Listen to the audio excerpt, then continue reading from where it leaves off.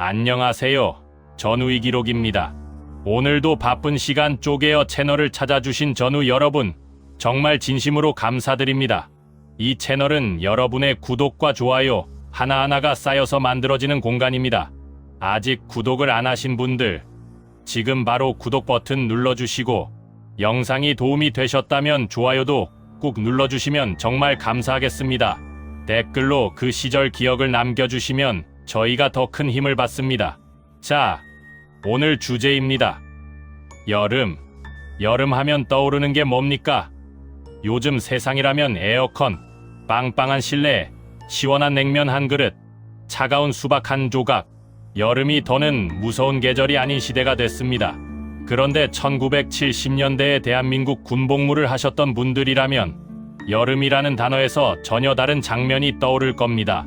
철판으로 된 컨셉 막사 안에서 열기가 빠져나가지 않던 그 밤, 뚝뚝 끊어지는 보리밥에 반찬 2가지, 완전 군장 30kg을 짊어지고 땡볕 아래를 행군하던 그 오후, 야간 경계 초소에서 산모기 떼에 뜯기면서도 자리를 지켜야 했던 그 새벽, 그 여름을 살아낸 분들이 계십니다. 지금 이 영상을 보고 계신 분들 중에도 분명 계실 겁니다. 오늘은 그분들의 이야기를 제대로 꺼내 보겠습니다. 1970년대 군생활 여름, 버티기 힘들었던 7가지 이유, 기억의 저편에 묻어뒀던 그 여름, 지금부터 함께 돌아가겠습니다. 7위 완전 군장의 철모, 그래도 훈련은 멈추지 않았다. 여름 훈련을 이야기할 때 가장 먼저 실감해야 하는 게 바로 몸에 달라붙는 장구류입니다. 1970년대 병사들이 짊어졌던 완전 군장의 무게는 보통 25kg에서 30kg에 달했습니다. 여기에 M1 철모를 올리면 그것만도 1.5kg. 지금의 경량화된 헬멧과 달리 M1 철모는 강철로 만들어진 물건이었습니다. 그게 여름 땡볕 아래 달아오르면 머리 위에 솥뚜껑을 얹어놓은 것과 다름이 없었습니다. 오래 쓰고 있으면 두피까지 달궈졌습니다. 전투화도 만만치 않았습니다. 당시 전투화는 가죽 재질로 통기성이 거의 없었습니다. 장거리 행군이 시작되면 발은 금방 부어오르고 물집이 잡히고 마지막에는 피가 배는 경우도 흔했습니다. 군장 가방도 면 소재였습니다. 처음 출발할 때보다 땀을 흡수하고 나면 무게가 더 늘어나는 그야말로 악조건의 악조건이었습니다. 1970년대 후반이 돼서야 나일론 소재 군장이 보급되기 시작했습니다. 그래도 훈련은 멈추지 않았습니다. 지금은 온도지수 29.5도를 초과하면 야외 훈련을 단계적으로 조정하고 32도를 넘으면 경계작전 같은 필수 활동만 하도록 육군 규정에 명시되어 있습니다. 하지만 1970년대에는 그런 규정 자체가 없었습니다. 더우면 더운 대로, 누군가 쓰러지면 그늘로 옮겨 잠깐 쉬게 하고 정신 차리면 다시 대열에 합류시키는 것이 전부였습니다. 체력으로, 의지로 버텼습니다. 6위 컨셉 막사, 밤에도 식지 않는 찜통 지옥. 지금의 생활관과 1970년대 막사는 비교 자체가 민망할 정도로 다릅니다. 당시 대부분의 부대에서 사용하던 것이 컨셉 막사였습니다. 이것은 미군에서 들여온 반원형 철제 구조물로 내부를 판자나 합판으로 마감한 형태였습니다. 문제는 단열이 전혀 되지 않는다는 점이었습니다. 낮 동안 태양이 철판을 달구면 그 열이 밤새 내부로 뿜어져 나왔습니다. 해가 져도 막사 내부는 식지 않았습니다. 창문을 열어두면 외부 열기가 그대로 들어오고 닫으면 내부 열기가 그대로 갇혔습니다. 환기도 제대로 되지 않으니 내무반 안에는 수십 명의 체온이 그대로 쌓였습니다. 에어컨은 언감생심, 선풍기조차 귀했던 시절입니다. 부채가 있으면 그나마 다행이었고 없으면 온몸이 땀으로 흠뻑 젖은 채 잠을 청해야 했습니다. 잠을 자다가 더위에 깨는 일이 다반사였습니다. 이 컨셉 막사는 1980년대 중반에 이르러서야 내구성과 단열, 성능이 나은 벽돌식 막사로 하나씩 교체되기 시작했습니다. 서울 올림픽을 치를 여력이 생긴 그때였습니다. 1970년대 병사들은 그 이전을, 고된 젊음을 그 철제 가마솥 안에서 통째로 보냈습니다. 5위 보리밥과 일식 이찬, 더위 속 부실 급식의 현실, 배가 차야 훈련도 버팁니다. 그런데 1970년대 군대 밥은 배를 채우기도 빠듯했습니다. 당시 병영식은 밥과 국, 반찬 두 가지가 전부인 일식 2찬 체계였습니다. 이 체계가 1970년대 중반까지 유지됐고 1976년이 되어서야 일식 3찬으로 겨우 늘어났습니다. 그나마 내용은 기대 이하였습니다. 쇠고기 국이라고 나와도 소가발 담그고 지나간 국이라는 말이 나올 정도로 국물에 건더기가 없었습니다. 반찬은 김치와 나물 수준이었습니다.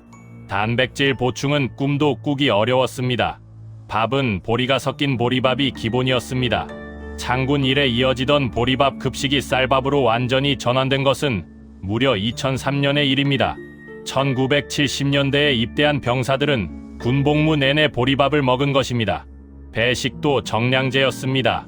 지금처럼 자율 배식이 아니라 담당자가 일정한 양을 퍼주면 그게 전부였고 더 달라고 할 수 없었습니다. 군납 비리도 극심했던 시절이었습니다. 식량이 일선 장병들에게 수송되는 동안 중간에서 떼어먹히는 일이 공공연했고 전방 부대일수록 보급이 제대로 닿지 않는 경우가 많았습니다. 더운 여름, 땀을 뻘뻘 흘리며 훈련을 마치고 받아드는 것이 보리밥에 국물, 국, 반찬 두 가지. 지금 생각해도 가슴이 먹먹해지는 이야기입니다. 4위 여름 식중독, 의무대도 없는 전방 소초의 공포. 여름 군대에서 식중독은 지금도 심각한 문제입니다. 그러나 1970년대의 상황은 지금과는 차원이 달랐습니다. 냉장시설이 제대로 갖춰지지 않은 조리 환경에서 여름 폭염은 음식을 순식간에 상하게 만들었습니다. 조리 후 배식까지 시간이 걸리는 군대, 급식의 특성상 식중독 위험은 항상 도사리고 있었습니다. 음식물 관리 기준도 명확하지 않았고 위생 점검 시스템도 체계화되지 않은 시절이었습니다. 더 큰 문제는 식중독이 터진 이후의 대응이었습니다. 오늘날에는 집단 식중독이 발생하면 즉시 의무 지원이 이뤄지고 상급 부대 감사가 내려오며 원인 분석 절차가 작동합니다.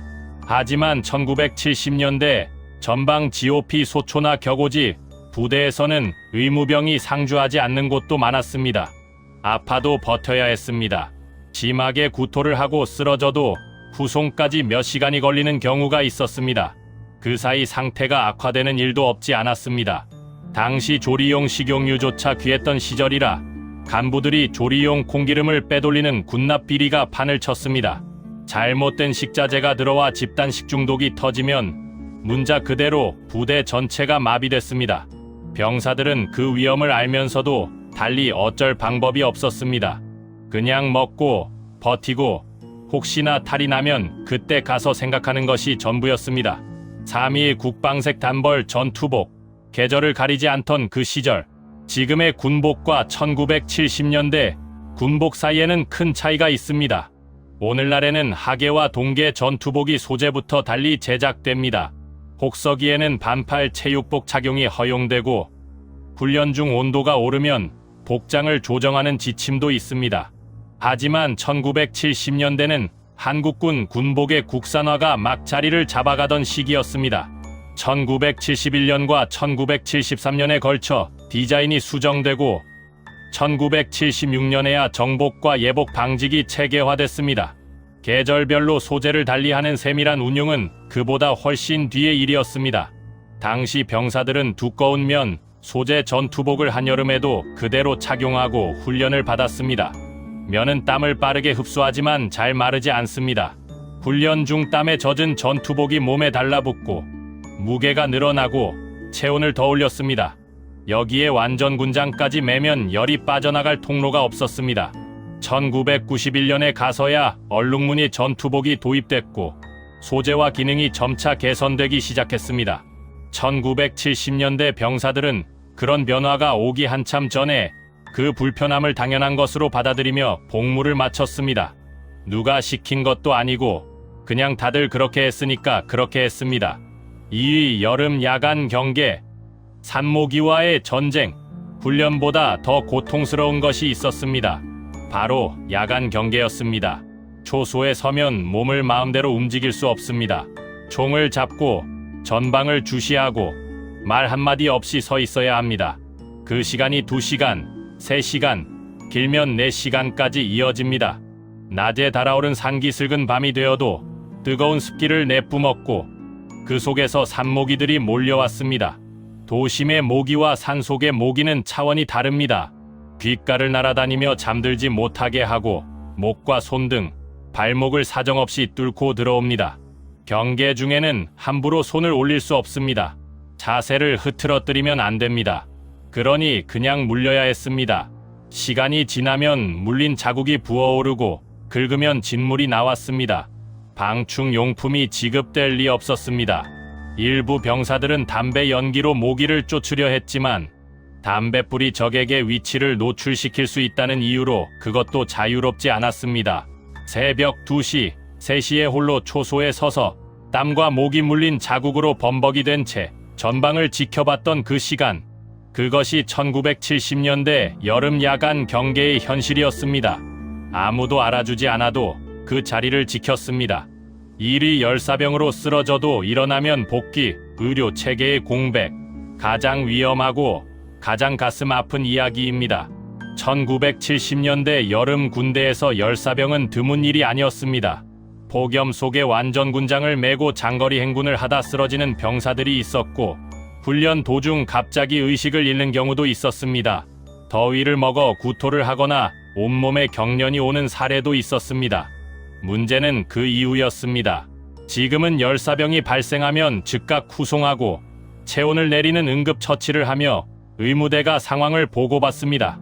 하지만 1970년대에는 그런 체계가 없었습니다. 쓰러진 병사를 그늘로 옮기고 물 한 모금 먹이고 정신이 돌아오면 다시 대열에 합류시키는 것이 일반적인 대응이었습니다. 경우에 따라서는 약한 놈이라는 핀잔을 듣는 일도 있었다고 합니다. 격오지 부대나 전방 소초는 후송 자체가 몇 시간씩 걸렸습니다. 도로 사정도 나쁘고 차량도 충분하지 않으며 의무대가 없는 소초도 많았습니다. 적절한 처치를 받지 못한 채 시간이 흘러 상태가 돌이키기 어렵게 되는 경우도 없지 않았습니다. 더 마음 아픈 것은 당시 병사들 스스로가 아프다는 말을 쉽게 못했다는 사실입니다. 군인이면 참아야 한다는 문화가 너무 깊이 박혀 있었습니다. 쓰러지기 전까지 입을 다물고 행군을 계속했습니다. 그렇게 버티고 또 버텼습니다. 나라를 지킨다는 한 가지 이유 하나만으로 그 여름을 버텨낸 모든 분들이 이 나라의 진짜 주인입니다. 그분들의 땀과 고통 위에 지금의 대한민국이 서 있습니다. 오늘 영상 어떠셨습니까? 1970년대 여름 군생활, 건센 막사의 찜통 더위, 보리밥 2찬, 의료도 없이 쓰러져야 했던 훈련장. 지금 시각으로 보면 믿기 어려운 이야기들입니다. 하지만 그게 실제였습니다. 그 실제를 온몸으로 겪어내신 분들이 계십니다. 오늘 이 영상이 그 시절의 기억을 조금이라도 되살려드렸다면, 그리고 그 시간이 얼마나 대단한 것이었는지 다시 한번 느끼게 해드렸다면 그것으로 충분합니다. 구독과 좋아요는 저희 채널이 이 기록을 계속 이어갈 수 있는 힘입니다. 아직 구독 안 하신 분들 지금 바로 눌러주십시오. 댓글에 그 시절 여름의 기억 한 줄이라도 남겨주시면 정말 감사하겠습니다. 전우의 기록은 앞으로도 그 시절을 살아내신 분들의 이야기를 성실하게 담아내겠습니다. 대한민국 군인 여러분, 존경하고 감사합니다.